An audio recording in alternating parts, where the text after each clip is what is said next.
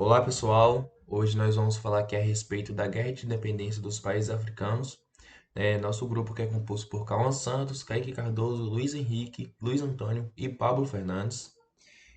Para dar início, vamos falar sobre o contexto dessa descolonização.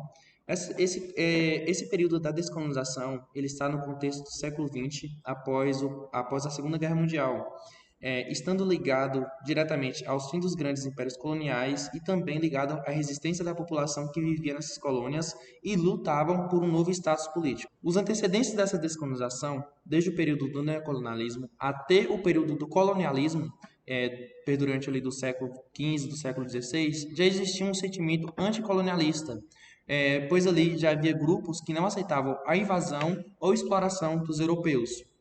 A mudança dessa mentalidade, ela se torna forte durante a Segunda Guerra Mundial, pois vale lembrar que durante a Segunda Guerra Mundial, ela não ocorreu somente na Europa. Muitos desses países estavam envolvidos nesses conflitos, possuíam colônias na África, e os habitantes dessas colônias foram obrigados a lutar por eles. Ou seja, boa parte da população estava lutando em uma guerra que não era deles. Como vocês podem ver no mapa apresentado, num total de 1.355.347 africanos estavam lutando por esses países no continente africano, entre a maior parte deles a Inglaterra. E com o fim da Segunda Guerra, temos aí um sentimento anticolonialista cada vez mais forte, resultando em processos de independências, em conflitos e guerras que levaram à independência desses países. Para se ter uma ideia, no ano de 1945 até o ano de 1965, mais de 50 países se tornaram independentes. E a Segunda Guerra, ela influenciou nesse processo através de soldados africanos dessas colônias que lutaram contra o nazifascismo, onde que eles formaram ali os exércitos independentes para lutar contra os nazistas, contra os fascistas, e após a guerra eles passaram a combater o colonizador. E isso tudo gerou ainda um sentimento nacionalista e fez cada vez mais crescer esse processo de dependência. Mas também há outros dois fatores que levaram esses processos de dependências e continuando, esses dois fatores, eles estão perdurados na Segunda Guerra Mundial, onde que esses países que lutaram nessa Segunda Guerra Mundial, independente da vitória ou independente da derrota, esses países saíram quebrados. Por esses países estarem quebrados, eles não haviam condições para manter ou administrar essas colônias. Outra questão importante a favor disso é o discurso de contradição colonialista, onde que tem ali um início de um questionamento da superioridade do homem branco e que esse possível questionamento de superioridade faz pensar ali uma possibilidade de ruptura com a metrópole.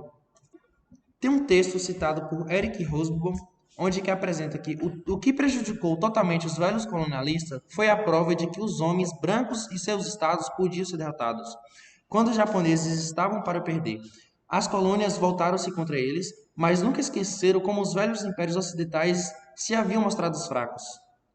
O Cauã ele vai explicar aqui a respeito do porquê dessa discussão, desse discurso colonialista.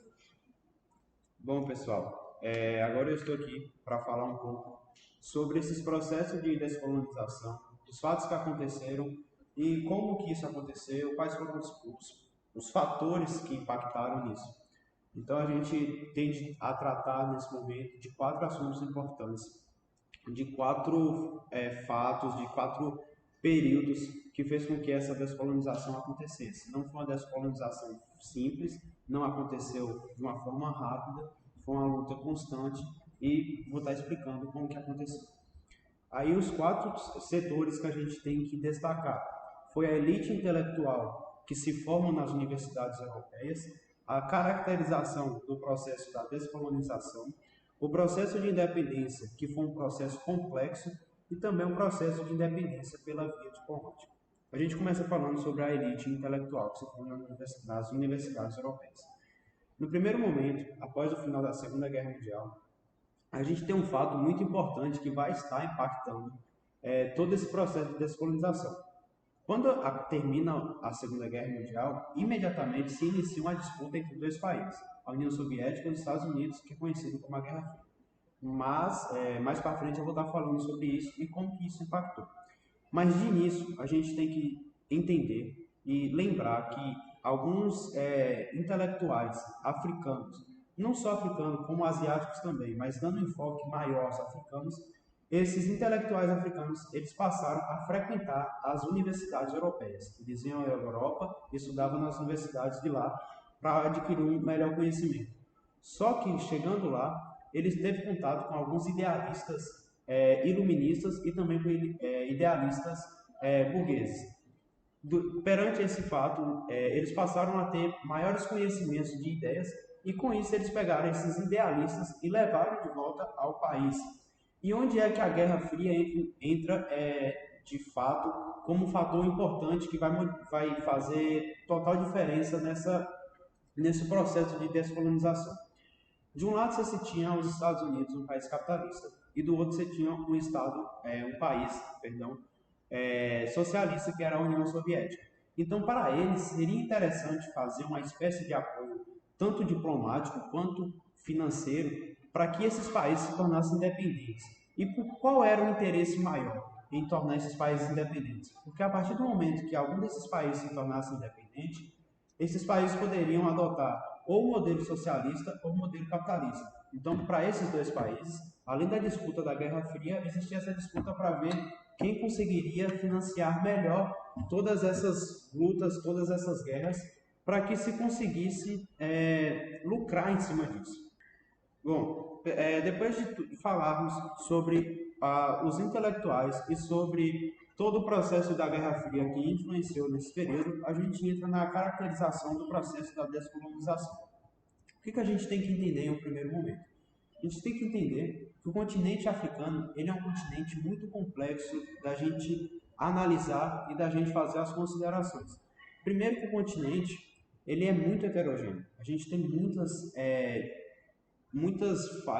línguas, a gente tem várias culturas, vários costumes, e isso fez com que fosse um processo difícil de acontecer, porque esses processos de colonização, eles aconteceram de formas distintas. Então não era somente um país que ia lá e colonizava todo aquele território. Então a gente tinha diversas colonizações dentro de um único território. Então todas as características, culturas, ideias e costumes, eles passavam a ser diferentes. Então isso impactou certamente nesse processo de descolonização.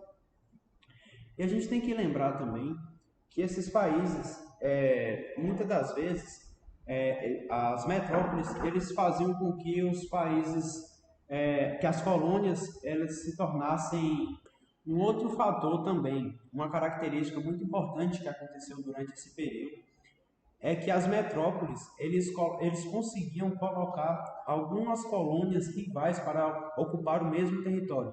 Isso fazia com que essas colônias lutassem entre si pela disputa de um território, e com essas guerras entre as colônias havia um enfraquecimento entre elas, e assim as metrópoles tinham mais facilidade de acesso e conseguiam se impor melhor. E agora a gente entra no processo de independência. Esse processo de independência foi um processo muito complexo. Por quê? Naquele momento, como aconteceu uma colonização distinta, que nenhuma colônia não tinha as mesmas ideias, as mesmas culturas, as mesmas falas das outras, então isso fez com que não houvesse uma identidade nacional presente naquele território. Isso dificultou bastante, porque de fato eles não conseguiam chegar a um único acordo. E aí também começam as disputas e nesse momento começam as disputas pelas lutas armadas.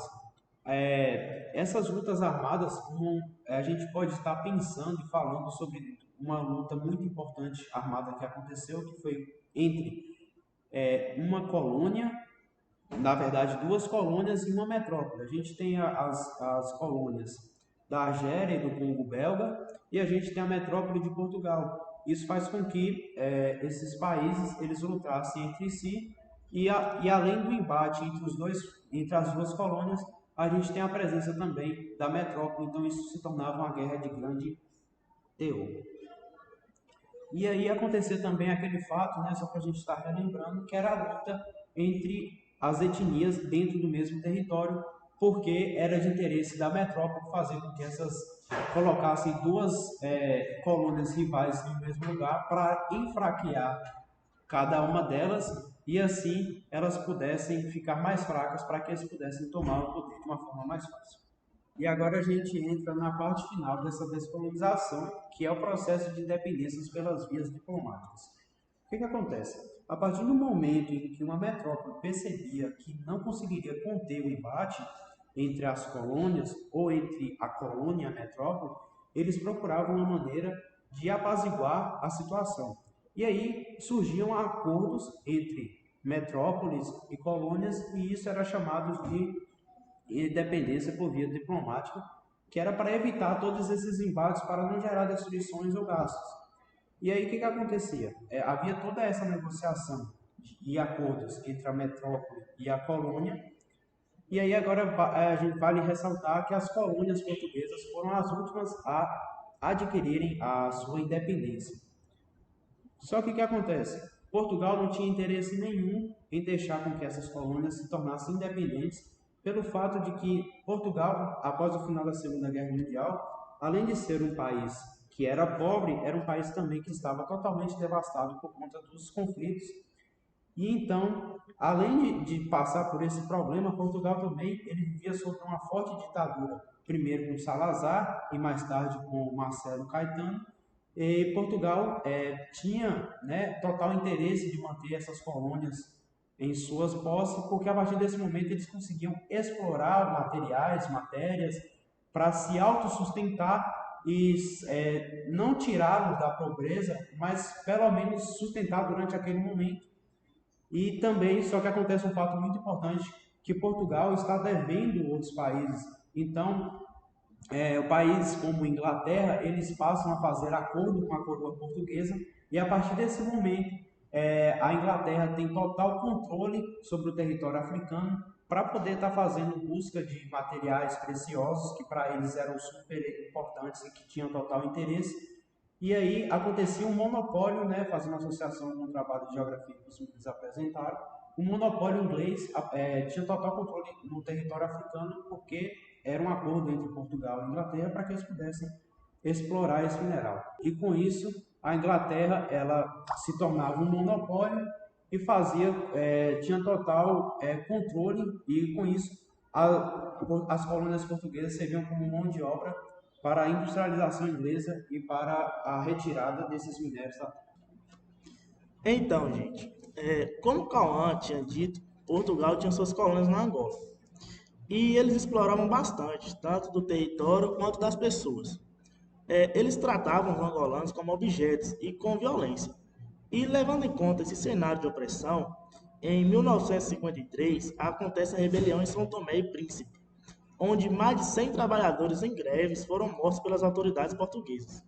E depois disso, a opressão aumentou nos outros lugares da Angola, que no caso foram nas outras colônias. E isso fez com que criassem grupos de resistência contra essa opressão, como MPLA, que foi o Movimento Popular pela Libertação da Angola, que foi um dos primeiros criados. E na década de 60, com o aumento da luta armada, foi ganhando mais conhecimento. E cada colônia criou seu grupo de resistência. E isso fez com que criassem grupos de resistência contra essa opressão. Como o MPLA, que foi o Movimento Popular pela Liberação da Angola, que foi um dos primeiros criados. E na década de 60, com o aumento da luta armada, esse grupo foi ganhando mais conhecimento na região. E cada colônia criou seu grupo de resistência. Como, por exemplo, a Frente Nacional de Libertação da Angola, que foi o FNLA, que era liderado por Roden Roberto, a União Nacional para a Independência Total de Angola, que foi a UNITA, o Partido Africano de Independência da Guiné e Cabo Verde, que foi o PAIGC, e a Frente de Libertação de Moçambique, que foi o FRELIMO. Então, todos esses grupos foram grupos de resistência contra a opressão dos portugueses. E esses movimentos de libertação contavam com apoio soviético, principalmente na parte do armamento e na parte financeira. E isso fez com que Portugal trouxesse mais e mais soldados para não perder o controle de suas colônias. E na década de 70, nós temos a crise do petróleo, o que fez que Portugal percebesse que essas colônias da Angola estavam causando muito gasto para eles, mais do que eles poderiam bancar. E nesse contexto surge um movimento em Portugal, que foi a Revolução dos Cravos, onde acabou com a ditadura salazarista e tinha como outro objetivo acabar com as colônias na Angola e tornarem independentes. E a partir de 1974 começam os acordos de independência dessas colônias, como podemos observar nessa imagem que está aparecendo. Em 1974 ocorreu o primeiro, que foi o Acordo de Independência de Guiné-Bissau. Em 1975 nós temos 4 acordos, que em janeiro teve o acordo que foi o Tratado de Alvor, que foi um acordo entre Portugal e os movimentos pela independência de Angola. Em 25 de junho foi decretada a independência de Moçambique. Em 5 de julho foi a vez de Cabo Verde e em 2 de julho São Tomé e Príncipe. Mas mesmo depois desses acordos de independência, ainda teve muita briga e confronto para saber quem ia governar cada colônia. E durante essas brigas, lembra do primeiro. Começaram as brigas internas, né? Que foi entre os grupos esses grupos de libertação, todos queriam governar a sua colônia. E assim começou as lutas. O MPLA conquistou o poder em 1974, entre 1974 e 1975, durante o processo de descolonização, e saiu vencedor da Guerra Civil Angolana, que durou entre 1975 até 2002, contra 2 movimentos de partidos rivais, que foi a UNITA, que eu falei um pouco atrás, e o FNLA. E o seu líder, que é o líder do MPLA, é José Eduardo dos Santos, que também foi um antigo presidente da Angola. Explicando um pouco sobre o processo de independência da Angola, primeiramente é muito importante destacar que desde o século XV, Angola foi uma região absurdamente explorada no infame contexto de escravização de seus nativos e exploração de seus recursos por parte dos portugueses.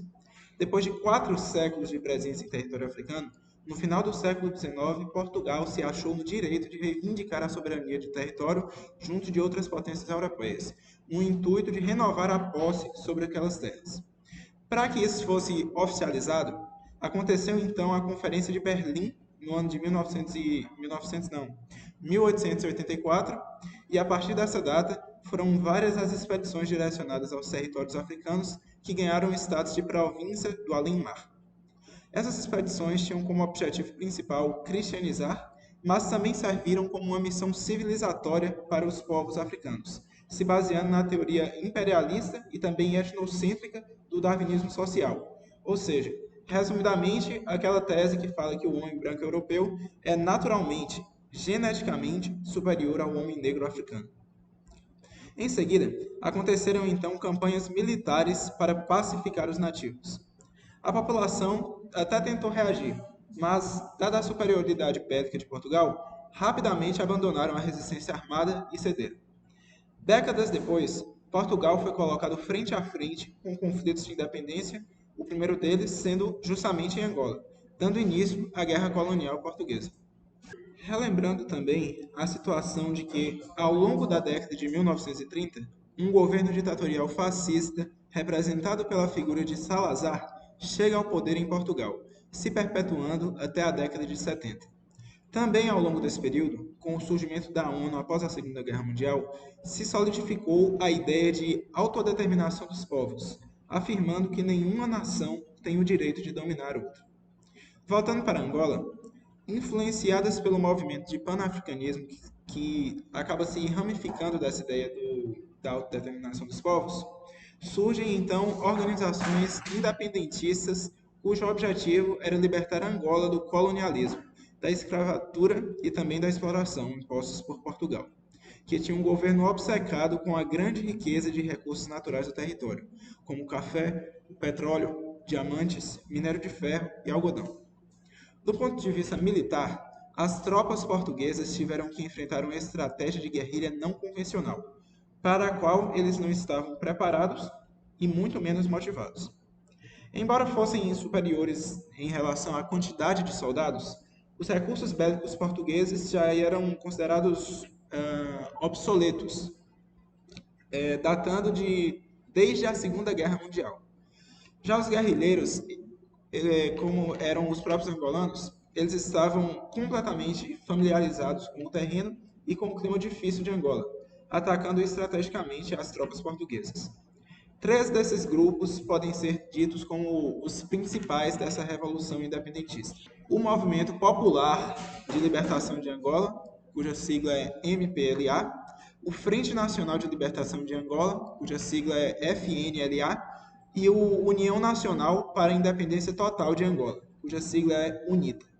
Podemos dizer, de modo bem simplificado, que o MPLA, formado na década de 50, era urbano, ideologicamente marxista e multirracial. O FLNA, surgido na década de 60 como oposição política ao MPLA, era ruralizado e adepto ao capitalismo. E o UNITA, ele surge também na década de 60, proveniente de um racha no FLNA, mas mantém a sua tendência, sua essência conservadora e capitalista. Uma das principais ameaças aos movimentos de libertação foram justamente as diferenças étnicas, políticas e culturais que geravam uma rivalidade entre os próprios grupos rebeldes.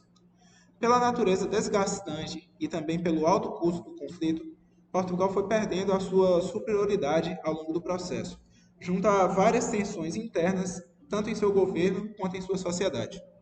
Então, finalmente, no dia 11 de novembro de 1975, o povo angolano conseguiu sua independência, com o MPLA, que era o grupo socialista, alcançando o poder. Em um contexto de Guerra Fria no auge, veio à tona então uma longa guerra civil angolana, motivada pela intensificação das divergências políticas entre os grupos rebeldes que outrora lutavam pelo mesmo objetivo.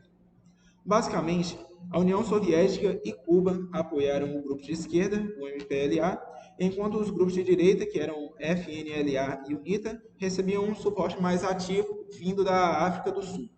Essa guerra civil acabou apenas em fevereiro de 2002, contabilizando cerca de 500 mil mortes. Angola, ela termina a guerra com sua infraestrutura totalmente desolada e, hoje em dia, passados 47 anos da proclamação de independência de Angola, a miséria e a assombrosa desigualdade social prevalecem para a maioria dos angolanos. Agora eu vou falar sobre a independência de Moçambique e a partir de 1960, com a nova política colonial portuguesa, as mudanças políticas e a crise do regime de Salazar levaram a várias reformas políticas e econômicas nas colônias, como é o caso de Moçambique, que na época era colônia. E a nova reforma do colonialismo português introduziu formas que impediam o desenvolvimento da população negra, seja ela pertencente à burguesia, agricultura ou comércio. E nessa década, diversas manifestações contra o domínio colonial foram feitas no país através da literatura, arte, greves de trabalhadores e diversas outras manifestações. E essas manifestações tomavam proporções maiores e mais radicais, como o desenvolvimento do movimento nacionalista armados, o frenismo, que é Frente de Liberdade, de Libertação de Moçambique.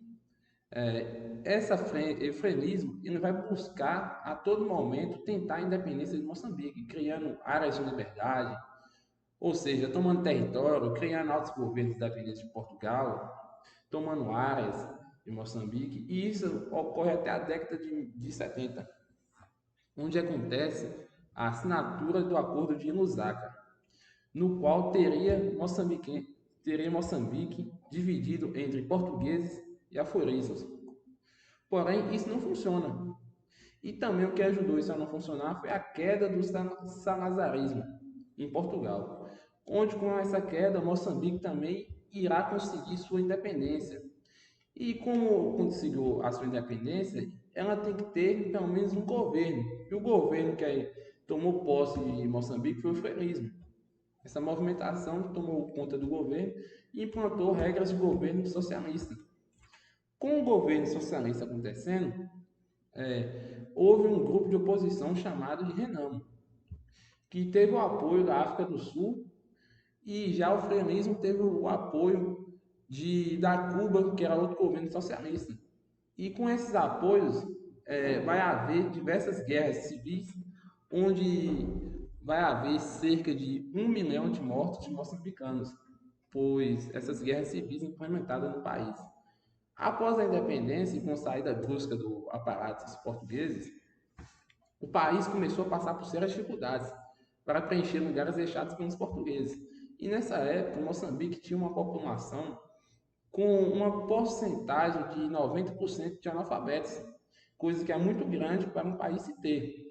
E além disso, as empresas e bancos portugueses procederam a um repatriamento do ativo e do saldo existente do país. Fazendo isso, houve um grande rombo na economia de Moçambique, onde ficou na lona o país. Bom, agora nós chegamos no momento de indicações de filmes para que a gente consiga fazer um melhor paralelo visual, né, para que as pessoas possam observar como ocorreu aqueles conflitos, aqueles embates, né, entender todo o enredo e toda a situação por trás dessas guerras. O primeiro filme que a gente indica se chama Mandela, Longo Caminho para a Liberdade. A data 5 de dezembro de 2013, ela será lembrada eternamente como o dia em que o seu ex-presidente da África do Sul, o Nelson Mandela, morreu aos 95 anos em Pretória. E o mundo, dessa forma, perde o símbolo de paz e de luta pelos direitos iguais. É um filme sobre a personalidade de Nelson Mandela, que por si já é uma chamatriz de público muito forte. E agora, depois dessa triste notícia, as expectativas em torno de Mandela, o longo caminho para a liberdade, só fizeram aumentar. O filme, O Caminho para a Liberdade de Mandela, ele conta a história do ativista político Nelson Mandela, que morreu no ano de 2013. É importante notar, assim, que o filme ele trata tanto da parte histórica em si, do qual Mandela fez parte, ou seja, da época do apartheid, como também fala sobre os aspectos da vida pessoal do ativista. Assim, temos que as lutas travadas por ele contra o racismo na África do Sul, bem como seus relacionamentos pessoais, eles são retratados de forma fiel no filme, sendo um importante documentário. A sua prisão no ano de 1994 é o ponto máximo do filme, sendo importante para o seu entendimento. Bom, agora vamos para a segunda indicação do filme chamado Um Grito da Liberdade, do premiado diretor Richard, né, que mostra a história da segregação da África do Sul, onde o Império Britânico dominou os territórios dos nativos e relegou o povo de origem, né, a viver em assentamentos, tornando-os estrangeiros dentro do seu próprio país. Expropriados de suas terras, reprimidos, vivendo à margens e proibidos de realizar qualquer manifestação contrária ao sistema, os sul-africanos foram submetidos à brutal discriminação racial denominada de apartheid, determinando que os brancos e os negros não poderiam conviver em mesmos espaços. O conflito racial na África do Sul foi relevado e discutido pelo diretor a partir da relação de que se estabeleceu entre Donald, que era um branco, editor-chefe de um jornal liberal, e Steve Biko, um negro militante articulado que teve que lutar contra o apartheid. O primeiro diálogo entre Volds e Biko parecia caminhar para o estranhamento, porém, naquele momento, nascia uma grande amizade, quebrando as barreiras de cores, raças e crenças, fortalecendo os laços humanos. Volds e Biko transmitiram entre os seus mundos, tão distantes sobre um contexto político inventado e imposto por uma minoria branca, como interesses econômicos, mas ao mesmo tempo tão iguais como seres humanos. Essa confluência de visões fez com que Voldes, indignado com a barbaridade, relatasse os atos do governo em um livro, que precisava ultrapassar as fronteiras para ser impresso, uma vez que sobre o apartheid seria censurado, e suas palavras chegassem às autoridades mundiais. Na dialética humana, a convivência entre Voldes e Bicos ampliou para que ambos os lados a percepção sobre o contexto social e político da África do Sul. A luta não se limitava mais à disputa entre os brancos e negros e passou a ser questões de universidades iguais para que assim existissem os melhores e maiores direitos humanos.